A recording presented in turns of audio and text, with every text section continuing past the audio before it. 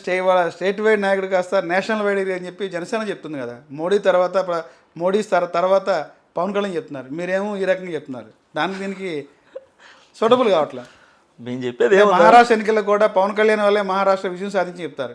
అది నిజం కాదంటారా? సరే, ఇవాళ పవన్ కళ్యాణ్ వల్ల మహారాష్ట్రలో ఎలక్షన్ గెలిచిందా, లేదంటే ఏపీలో పొత్తు పెట్టుకోవడం వల్ల ఎలక్షన్ గెలిచిందా?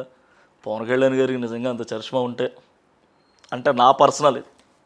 సో అంటే ఏ పార్టీకి సంబంధించినలాగా నేనైతే చెప్పట్లా. ఈ 2 నిమిషాలు నా వ్యక్తిగతంగా రాష్ట్ర స్థాయి నాయకుడా లేదా దేశ స్థాయి నాయకుడా అన్నది అదంతా పక్కన పెడదామండి.